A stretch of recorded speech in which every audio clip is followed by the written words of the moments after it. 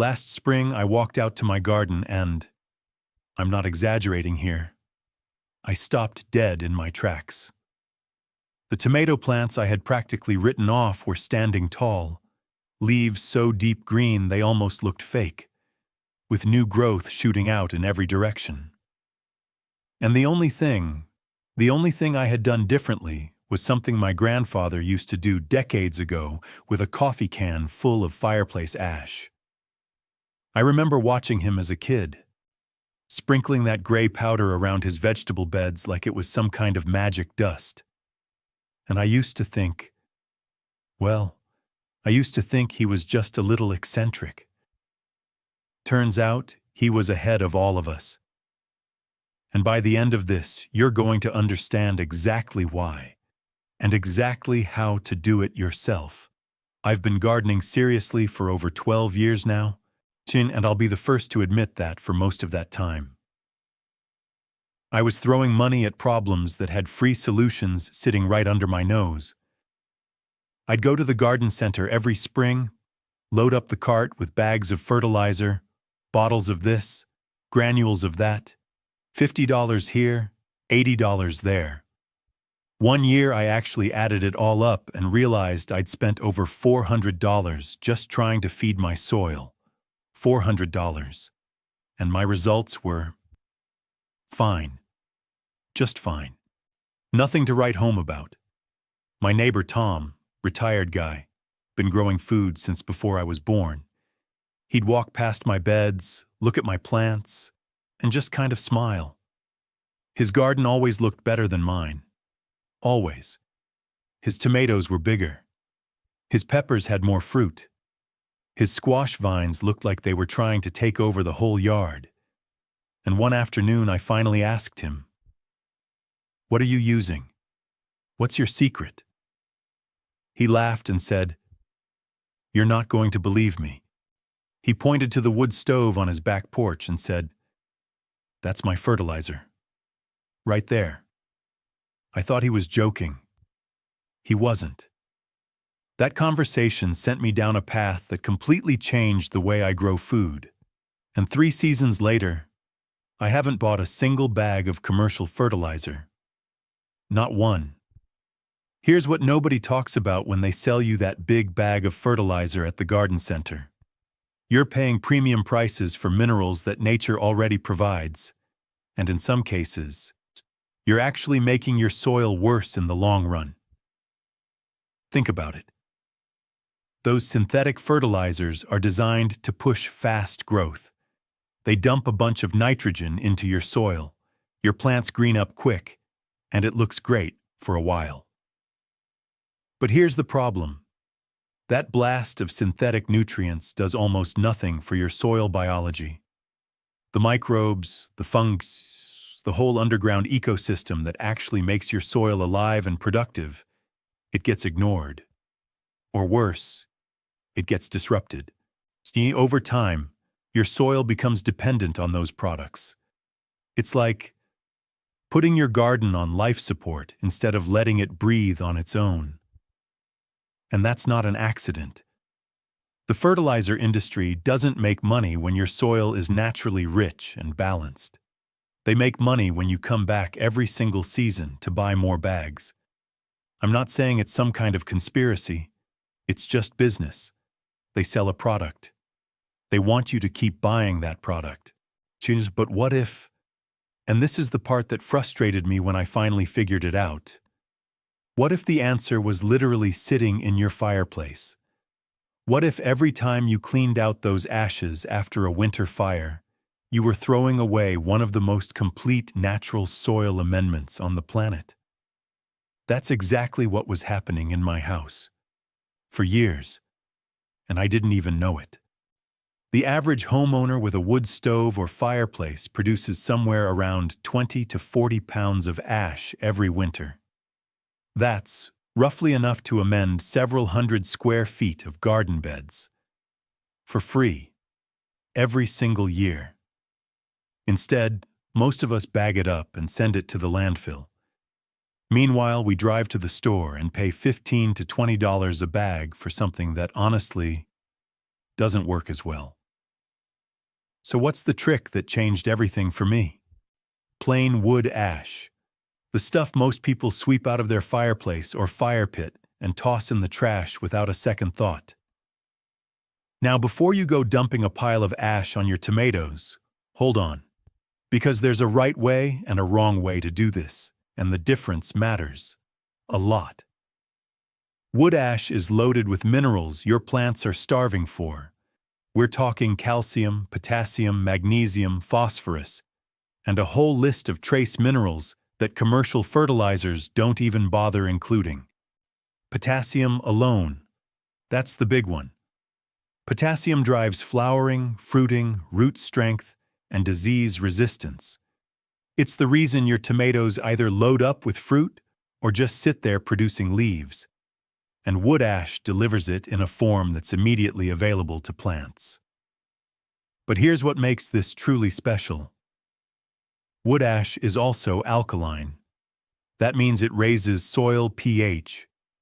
And if your soil has gotten acidic over time, which happens naturally, especially if you've been using synthetic fertilizers or you get a lot of rain, then ash acts as a natural liming agent.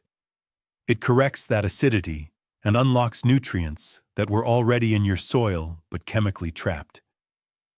Your plants couldn't access them until now. This isn't some fringe idea either.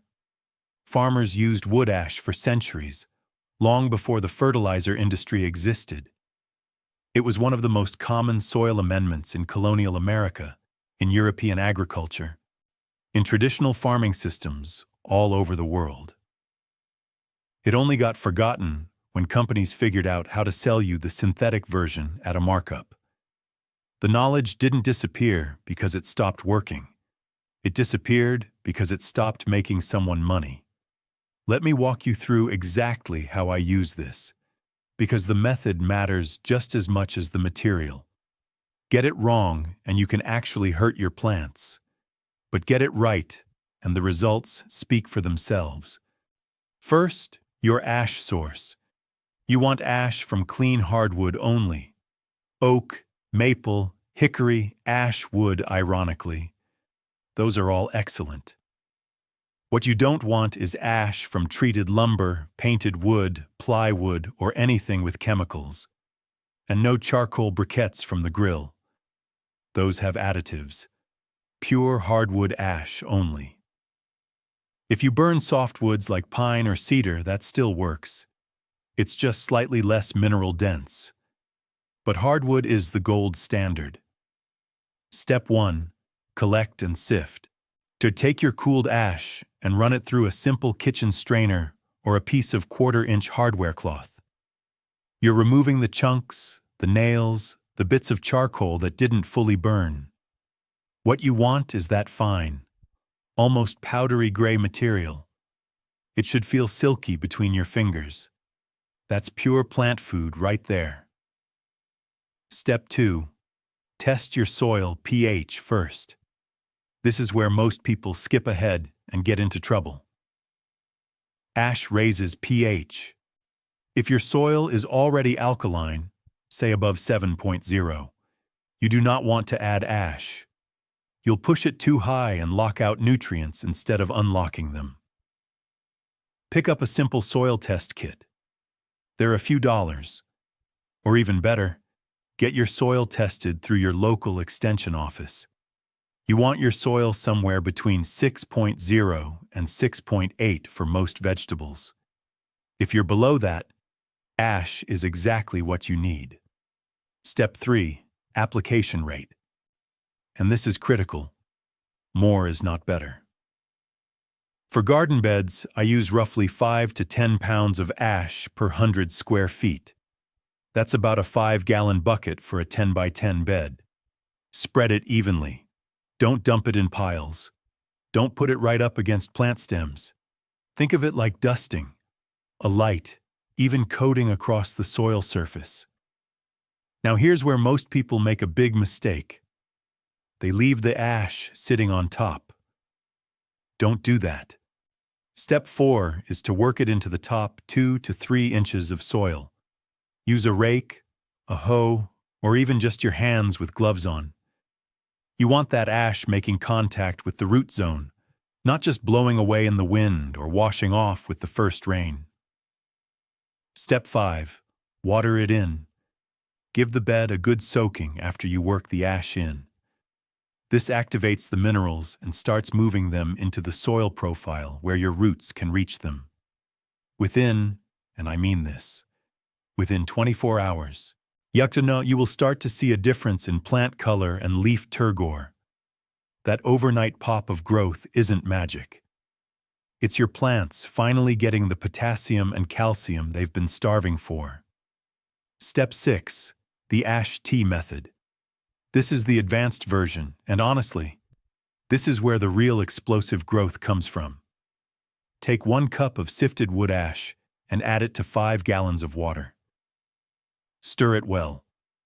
Let it sit for 24 to 48 hours, stirring once or twice a day.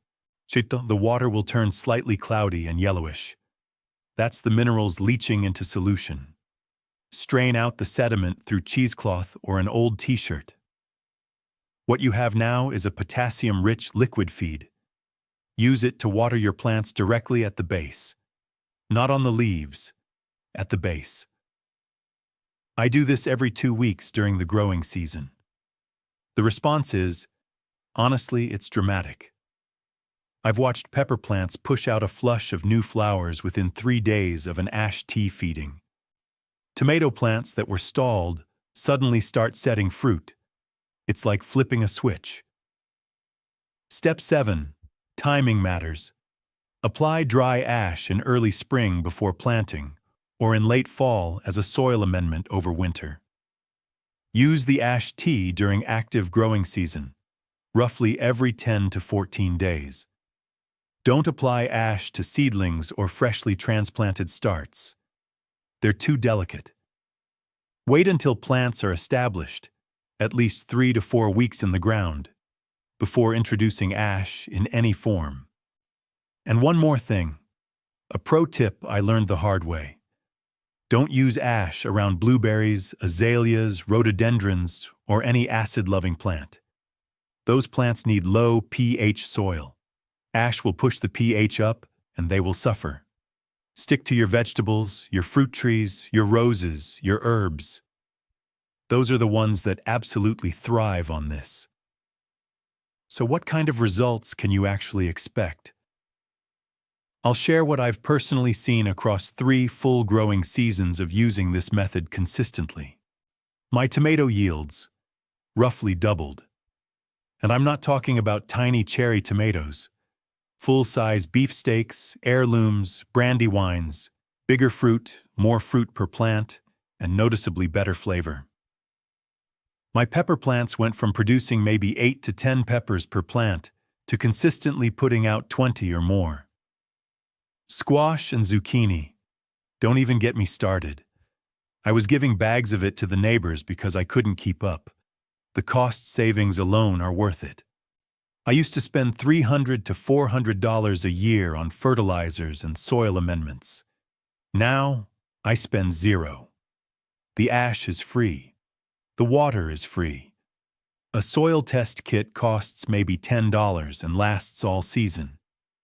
That's real money back in your pocket every single year. But it's not just about cost. The quality of the food is different. My vegetables taste better. They store longer. The plants themselves are more resistant to disease and pests because they're properly mineralized.